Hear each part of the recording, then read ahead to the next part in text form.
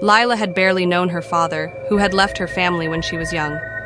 But when he passed, she found herself at his grave, surrounded by strangers. As the priest read solemn prayers, she felt a strange cold chill, as though something in the earth had awoken with his burial. That night, Lila lay in bed, haunted by memories of her father's distant, cold eyes. As she closed her eyes, she heard faint scratching sounds coming from her window.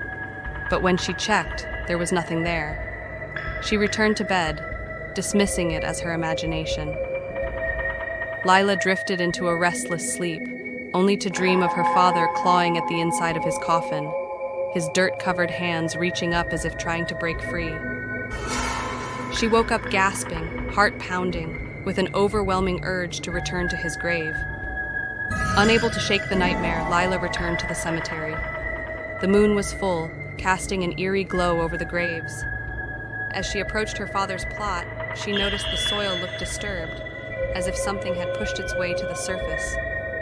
Lila heard something behind her, a faint shuffling sound. She turned and saw a figure in the shadows, dirt-streaked and hunched. It was her father's corpse, barely holding together, his eyes wide and hollow. He opened his mouth as if to speak, but only silence came out. She screamed, stumbling back. Shaking, Lila backed away, only for the figure to disappear, leaving the disturbed earth as the only sign he had been there. She fled, her mind racing, convinced she was either seeing things or that the grave held a darker secret than she could imagine. That night, Lila had the same nightmare, only more vivid. This time, her father's corpse clawed at her window, begging her to come back to the graveyard, his mouth twisted in silent pleas. She woke up drenched in sweat, heart racing, feeling the grave pulling her closer. Desperate for answers, Lila visited the town historian, an elderly man with a knowledge of the cemetery's dark past. He explained that her father's grave was in a part of the cemetery rumored to trap spirits with unresolved grudges, making them restless. They live in their graves, he said, yearning to finish what was left undone. Lila returned to the graveyard, lantern in hand, ready to confront her father's restless spirit. The cemetery was still, each tombstone casting dark, distorted shadows across the ground. She could feel eyes watching her from every corner. As Lila approached the grave, the soil began to shift again. Slowly, her father's corpse rose from the ground, his fingers clawing through the dirt, his eyes lifeless yet staring directly at her. Lila felt frozen, unable to run.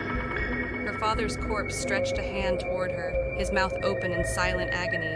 She sensed his desperation. He was pleading for something, but she couldn't understand. Slowly, she reached out, feeling the weight of his sorrow, and a cold chill ran through her arm as their hands touched. Suddenly, memories flooded her mind, scenes from her father's life she had never seen, moments of regret and loss, and a deep sadness that bound him to his grave. She realized he couldn't rest because he had unresolved pain, tied to secrets he had never shared. Lila pieced together his regret. Her father had left her family to protect them from his own dark past, one that he couldn't escape even in death. Now he was trapped in his grave, needing forgiveness to find peace. He clung to the world of the living, bound by his unfinished story. Lila, tears in her eyes, spoke words of forgiveness, letting him know she understood his reasons and bore him no resentment. She felt a shift in the air, as if a weight was lifting, and watched as her father's spirit seemed to glow faintly before fading back into the earth. For the first time since the burial, the cemetery was silent. Lila sat by the grave, feeling a strange calm wash over her.